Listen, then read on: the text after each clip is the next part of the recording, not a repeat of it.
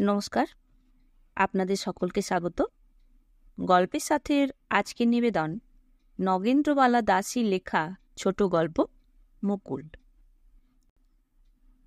যখন আমার বিবাহ হয় তখন আমার বয়স 11 বৎসর।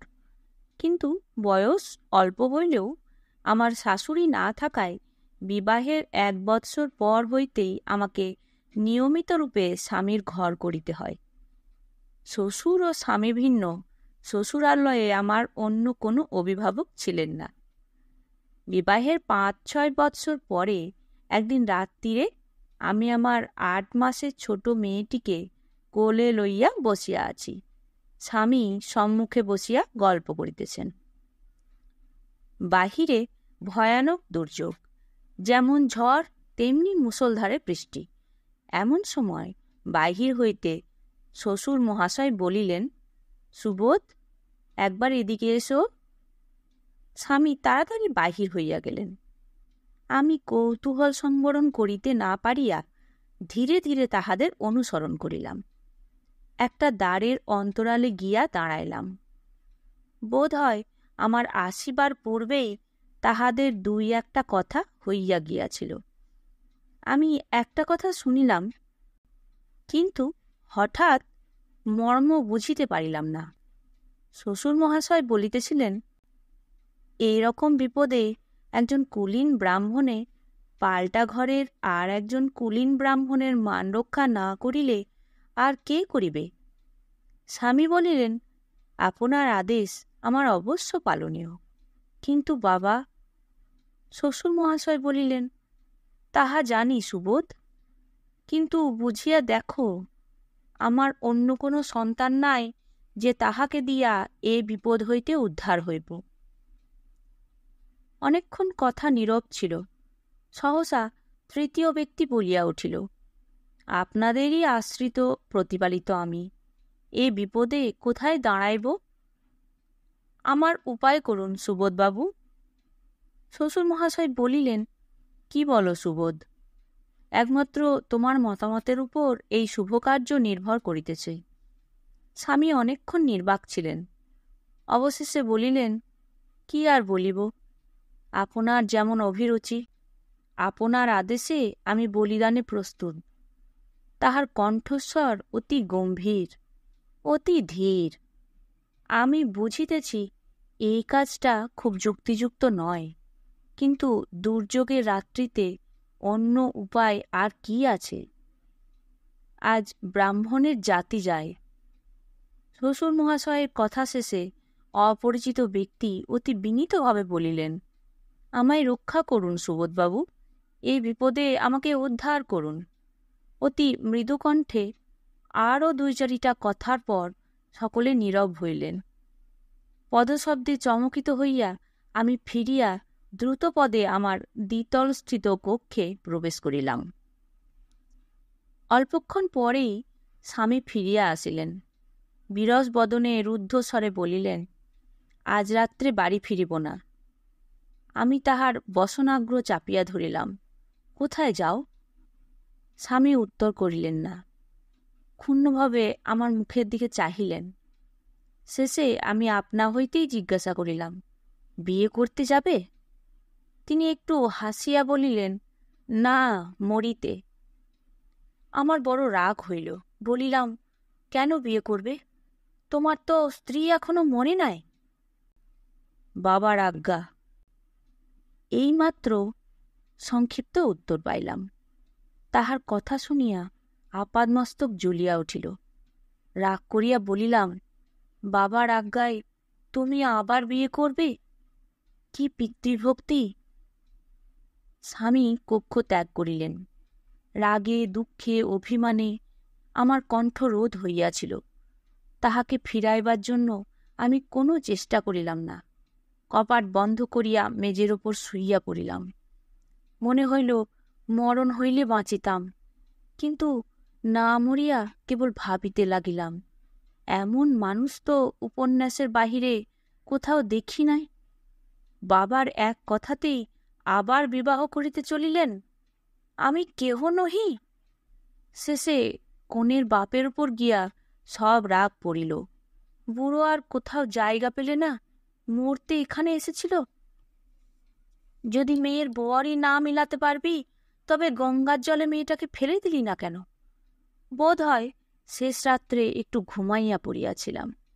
প্রত্যুষে যখন বুড়ি কাঁদিয়া উঠিল, তখন আমার নিদ্রা ভাঙিয়া গেল। স্বপ্নে দেখিতেছিলাম স্বামী বিবাহ করিয়া বাড়ি ফিরিয়াছেন, নবাগতা বধূ আমাকে প্রণাম করিতেছে। কিন্তু নিদ্রাভঙ্গে দেখিলাম সেসব কিছুই নয়, বুড়িকে কোলে লইয়া শুইয়া আছি। বিবাহ করিয়া স্বামী পরদিন বাড়ি ফিরিলেন। দেখিলাম নবাগতা বধূ বালিকা নহে, সে যুবতী। আমি তাহার মুখের দিকে চাহিলাম। দেখিলাম সে মুখখানি অতি সুন্দর। আমি আমার দুঃখ ঢাকিয়া আবার তাহার মুখ দেখিলাম। কি সুন্দর, যেন সদ্য প্রস্ফুটিত পুষ্পস্তবক। তাহার সৌন্দর্যের মধ্যে একটি সুন্দর সরল কমনীয় মাধুর্য নিহিত রহিয়াছে। তাহা দেখিলেই বিমুগ্ধ হইতে হয়। মুখখানি আবার দেখিতে ইচ্ছা করে। কিন্তু আমার প্রাণের বেদনা ভাষায় প্রকাশ করা যায় না। রাগে যন্ত্রণায় আমি তাহার দিকে চাহিলাম না। সে আসিয়া আমায় প্রণাম করিল। তাহাকে আমি একটা কথাও বলিতে পারিলাম না। ঘরে গিয়া দেখিলাম স্বামী বসিয়া আছেন। আমাকে দেখিয়া তিনি হাসিলেন, বলিলেন, তোমার বোধহয় খুব রাগ হয়েছে না? আমি কাঁদিয়া ফেলিলাম। তুমি ভালোবাসতে পারবে তো? কোন অপরাধে আমাকে পর করলে? স্বামী সস্নেহে আমার অশ্রু মুছাইয়া ধীরে ধীরে বলিলেন, না, তোমাকে পর করিব কেন? কিন্তু মুকুলকেও যত্ন করতে হবে। আমি কোনো উত্তর করিতে পারিলাম না। তাহার হাত ছাড়াইয়া দূরে দাঁড়াইলাম। স্বামী বলিতে লাগিলেন, মুকুলের কাল রাতেই বিয়ের লগ্ন স্থির হয়েছিল, কিন্তু ওই রকম ঝড় বৃষ্টিতে বর আসিয়া পৌঁছিতে পারে নাই। লগ্ন উত্তীর্ণ হইয়া যায় দেখিয়া মুকুলের বাবা আমাদের এখানে এসেছিলেন। আমি বাধা দিয়া বলিলাম, থাক, ওসব আমি জানি। সেদিন এই পর্যন্ত হইয়া রহিল। বিবাহের 1 সপ্তাহ পরে মুকুল বাপের বাড়ি চলিয়া গেল। আর 1 সপ্তাহ পরে শ্বশুরমশায় তাহাকে লইয়া আসিলেন। আমি বিরক্ত হইয়া স্বামীকে জানাইলাম, আমি এখানে থাকব না। বাপের বাড়ি পাঠাবে তো পাঠাও, নইলে গলায় দড়ি দিয়া মরিব। তিনি প্রথমে চমকিয়া উঠিলেন, তারপরই সংযত স্বরে বলিলেন, অমন করো তো আমি মরিব। দেখো, বন্দুকে গুলি ভরিয়া রাখিয়াছি। আবশ্যক বুঝিলেই এই গুলি খাইয়া প্রাণ ত্যাগ করিব। কি নিষ্ঠুর কথা! শুনিয়া আমার হৃৎকম্প উপস্থিত হইল ও মরিবার বাসনা তৎক্ষণাৎ বিলুপ্ত হইল। আমার বাপের বাড়ি যাওয়া হইল না। শেষে মুকুলের সহিত খুঁটিনাটি লইয়া ঝগড়া আরম্ভ করিলাম। কিন্তু দেখিলাম মুকুল আমার কাছে অকারণে তিরস্কৃত হইয়া একটাও উত্তর করে না, নতমুখে আমার সম্মুখ হইতে সরিয়া যায়। একা আর কতই বকিয়া মরিব, তাহলে তো কার্যসিদ্ধি হইবে না। মুকুল তো ইহাতে বাড়ি ছাড়িবে না। অবশেষে একটা বুদ্ধি আঁটিলাম। কণ্টক যাহাতে সহজে উৎপাটিত হয় তাহার চেষ্টাই রহিলাম। একদিন সন্ধ্যার সময় মুকুলের ঘরে ঢুকিলাম। দেখিলাম মুকুল জানালার সম্মুখে চুপ করিয়া বসিয়া আছে। আমি ডাকিলাম, মুকি। মৃদু হাস্যে ওষ্ঠাধর অনুরঞ্জিত করিয়া মধুর কণ্ঠে মুকুল বলিল, কেন দিদি? আমি বলিলাম, তোর সঙ্গে গোটাকত কথা আছে। বলো না দিদি, কি কথা? মুকুল আমার হাত ধরিয়া শয্যায় বসাইল। আমার স্বামী তোমাকে বিবাহ করেছেন, কিন্তু তোমাকে ভালোবাসেন কি? মুকুল বলিল, কেন দিদি এ কথা বলছ? তিনি তো খুব যত্ন করেন। আমি বলিলাম, না, তিনি তোমায় একটুও ভালোবাসেন না। মুকুল বলিল, তা কি করব? আমার বাবাকে তিনি যে বিপদ হইতে উদ্ধার করেছেন, এই যথেষ্ট। ভালোবাসা না বাসা তাহার ইচ্ছা। সে কি, তুই এই অবস্থাতেই সুখী? আমার কথার উত্তরে মুকুল নতমুখে বলিল, হ্যাঁ। আমি বুঝিলাম এ বড় সহজ মেয়ে নয়। তাহার চোখের ওপর স্থির দৃষ্টি স্থাপন করিয়া বলিলাম, তোমাকে এ বাড়ি ছাড়তে হবে। তার কি? ভয়চকিত নেত্রে মুকুল আমার দিকে চাহিয়া কম্পিত স্বরে বলিল, কেন দিদি? আমার স্বামীকে আমার পুরো দখল। তুই রাক্ষসী, তার মাঝে কে? বলিয়াই আমি উঠিয়া দাঁড়াইলাম। মুকুল ভয়ে আড়ষ্ট হইয়া উঠিল, কাঁপিতে কাঁপিতে বলিল, তোমার পায়ে পড়ি দিদি, কি হয়েছে বলো না। আমি বলিলাম, তুই যত শীঘ্র হয় বাড়ি ছাড়িয়া যা, নইলে আমি বড় অনর্থ ঘটাব কিন্তু। সাবধান, যদি এই কথা বাহিরে প্রকাশ পায় তবে তোর অদৃষ্টে বিস্তর দুঃখ আছে। মুকুল বলিল, স্বামীকেও জানাইব না দিদি? স্বামী? তোর স্বামী কিসের? আমার কথা শুনিয়া এবার মুকুল কাঁদিয়া ফেলিল। আমি সেখানে আর না দাঁড়াইয়া সে কক্ষ হইতে কক্ষান্তরে প্রবেশ করিলাম। রাত্রিরে শ্বশুর মহাশয় আহারে বসিয়াছেন। মুকুল ও আমি সম্মুখে বসিয়া আছি। কিন্তু পরে মুকুল অতি বিনীতভাবে বলিল, বাবা। শ্বশুর মহাশয় সস্নেহে কহিলেন, কেন মা লক্ষ্মী? মুকুল একবার আমার দিকে চাহিল, তাহার পর দৃষ্টি ফিরাইয়া ধীরে ধীরে বলিল, আমাকে বাপের বাড়ি পাঠাবেন কি? কিয়ৎকালের জন্য আহার স্থগিত রাখিয়া শ্বশুর মহাশয় বলিলেন, কেন? মুকুল একটা নিঃশ্বাস ফেলিয়া বলিল, অনেকদিন বাপের বাড়ি যায়নি, তাই বলছি। শ্বশুর মহাশয় হাসিয়া বলিলেন, আচ্ছা, সুবোধকে জিজ্ঞাসা করিয়া বলিব। তাহার পর আমাকে লক্ষ্য করিয়া বলিলেন, বড় বৌমা, তোমার কি মত? আমি নতমস্তকে গম্ভীরভাবে বলিলাম, আপনার মতের উপর আমার কথা কি? মুকুলের পিত্রালয়ে যাওয়া স্থির হইল। শুনিলাম স্বামীরও মত আছে। বড় দুঃখের পর নিঃশ্বাস ফেলিয়া বাঁচিলাম। বিদায়ের সময় আসিল। মুকুল স্বামীর কাছে বিদায় লইতে গেল। আমি গোপনে দেখিলাম তাহার মুখে মৃদু হাসি, কিন্তু নয়নে 2 ফোঁটা অশ্রু। সে ভক্তিভরে অবনত মস্তকে স্বামীকে প্রণাম করিল।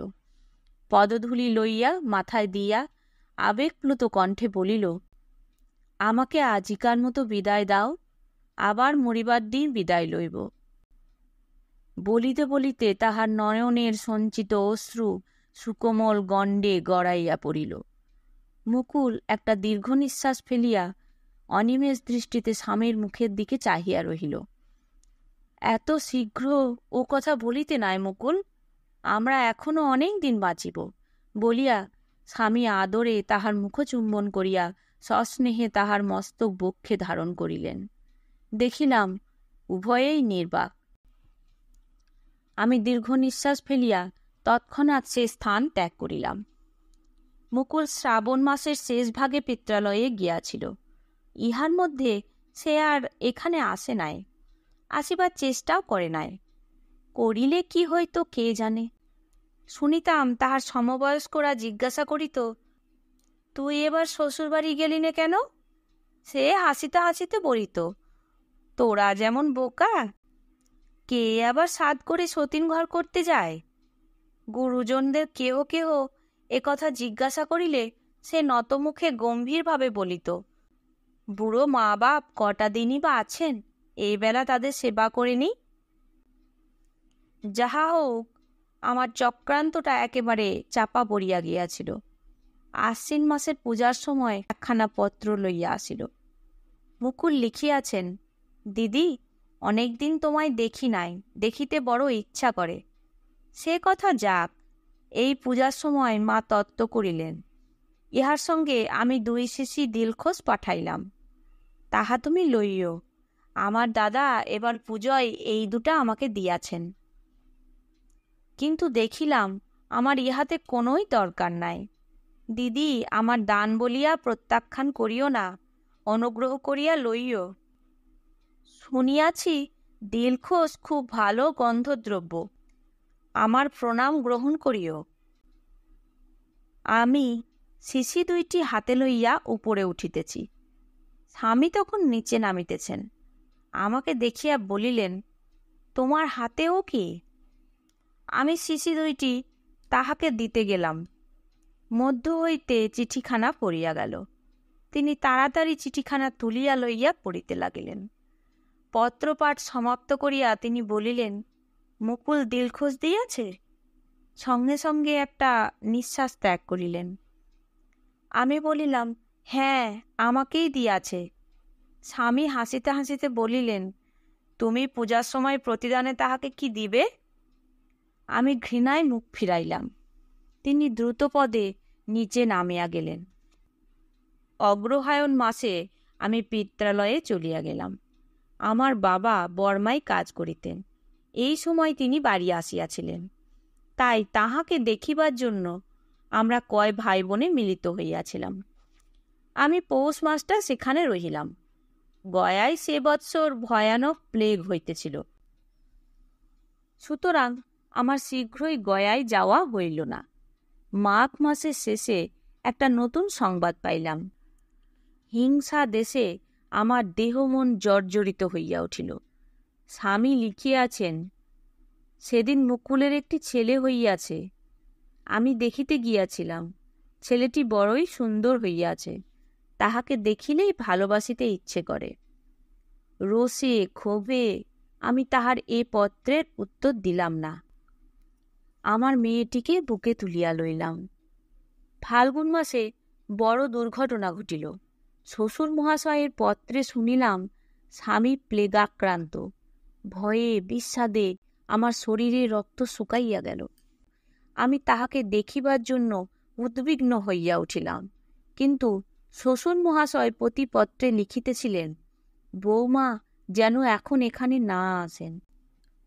তাহার নিষেধাজ্ঞা মানিয়া চলা আমাদের একান্ত কর্তব্য। কাজেই যাওয়া আর হইল না।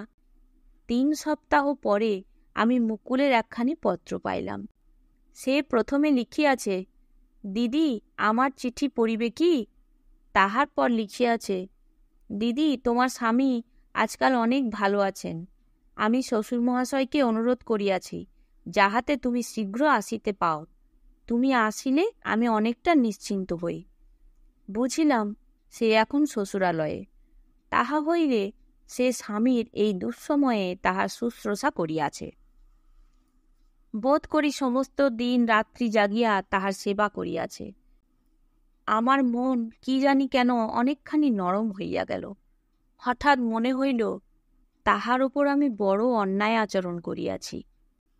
বৈশাখ মাসে শ্বশুরমশাইয়ের পত্র পাইয়া আমি গয়ায় উপস্থিত হইলাম। দিদি এসেছ? বলিতে বলিতে মুকুল আমাকে প্রণাম করিল। লজ্জায় ঘৃণায় আমি কোনো কথা কহিতে পারিলাম না। মুকুল আমার হাত ধরিয়া উপরে লইয়া চলিল। যে ঘরে স্বামী শয়ন করিয়াছিলেন সেই ঘরে লইয়া গিয়া মুকুল মৃদু স্বরে বলিল, দেখেছ দিদি এসেছেন। নিমিলিত চক্ষু উন্মিলিত করিয়া স্বামী আমাকে দেখিলেন, বলিলেন, এসেছ? বড় কষ্টে এবার বাঁচিয়াছি। যদি মুকুল কাছে না থাকিত তবে বুঝি এবার রক্ষা পাইতাম না। শুধু মুকুলের অবিশ্রান্ত সেবায় স্বামীকে ফিরিয়া পাইয়াছ। এবার আমি চুপ করিয়া থাকিতে পারিলাম না। স্নেহ ভরে মুকুলকে চুম্বন করিলাম। তাহার কণ্ঠ ধারণ করিয়া আমি কাঁদিতে লাগিলাম।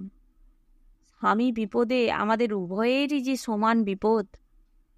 মুকুল আপনার অঞ্চলে আমার অশ্রু মুছিয়া ধীরে ধীরে কহিল, কেন কাঁদো দিদি? এখন তো আমরা বিপদ হইতে উদ্ধার হইয়াছি। যে বিপদে পড়িয়াছিলাম মা রক্ষা না করিলে এতদিনে কে কোথায় পড়িতাম দিদি। আমি দেখিলাম মুকুল এবার ভয়ানক দুর্বল, শরীর বড়ই শীর্ণ। আমি বলিলাম, তুই এত রোগা হয়েছিস কেন? মুকুল, তোর ছেলে কোথায়? মুকুল বলিল, দিদি ছেলেকে বাপের বাড়ি রেখে এসেছিলাম। শ্বশুর মহাশয় কি এখানে আনতে দেন? সেখানে আমার বড় বোনের কাছে সে থাকত। আজই তাকে এনেছি। মুকুল চলিয়া গেলে স্বামী বিষণ্ণ মুখে বলিলেন, মুকুলের ভয়ানক অসুখ, এই বেলা তাকে একটু যত্ন করো। সে আর বেশি দিন বাঁচবে না। আমি ভয়ে চমকিয়া বলিলাম, কি অসুখ? স্বামী কাতর স্বরে বলিলেন, তাহার যক্ষা হয়েছে। শুনিয়া আমার কষ্ট হইল। আমি মনে করিয়াছিলাম এবার তাহার সঙ্গে আর মতান্তর ঘটাব না, দুইজনে মিশিয়া ঘর করিব। মুকুল ছেলে কোলে করিয়া হাসিতে হাসিতে বলিল, দিদি, একে তোমায় দিলাম, আমার ছেলেই কাজ নেই। সেই সুন্দর শিশুকে কোলে লইতে হাত বাড়াইলাম। মুকুল আমার কোলে তাহাকে দিল। বুকে চাপিয়া ধরিয়া আমি তাহার মুখচুম্বন করিলাম। স্বামী উঠিয়া বসিয়া বলিলেন, দাও আমাকে। আমি তাহার কোলে ছেলেকে দিলাম। মুকুল বাহিরে চলিয়া গেল। যখন নির্জনে মুকুলের কাছে দাঁড়াইলাম, তখন সে একটা নিঃশ্বাস টানিয়া অতি কষ্টে বলিতে লাগিল, দিদি, এবার আমি মরিব। আমার সব কাজ ফুরাইয়াছে, আমি নিশ্চিন্ত হইয়াছি। সে একটা বাক্স খুলিয়া ফেলিল। একটি স্নিগ্ধ কক্ষ আমোদিত হইয়া উঠিল। মুকুল বলিল, দিদি, আমার শরীর যখন খুব খারাপ হয়ে পড়েছিল, তখন স্বামী একটা না একটা কিছু হাতে করিয়া প্রায়ই সেখানে আমাকে দেখিতে যাইতেন। তাহার উপহারগুলি অতি যত্নে তুলিয়া রাখিয়াছি। দেখো, এই কাপড়, সেমিজ, জ্যাকেট, কুন্তলিন, দিলখোস, আতর, ল্যাভেন্ডার, চিকবাজু, ইয়ারিং সবই তিনি দিয়াছেন।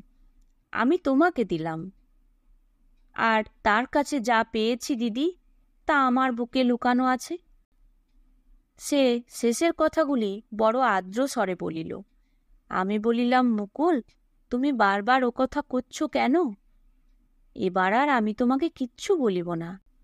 মুকুল বিষাদের হাসি হাসিয়া বলিল, দিদি, এবার আমাকে যেতেই হবে। মুকুল কথা শেষ করিয়া একটি নিঃশ্বাস ফেলিল। তাহার অশ্রুপূর্ণ চক্ষু অঞ্চলে মার্জনা করিয়া মাটিতে বসিয়া পড়িল।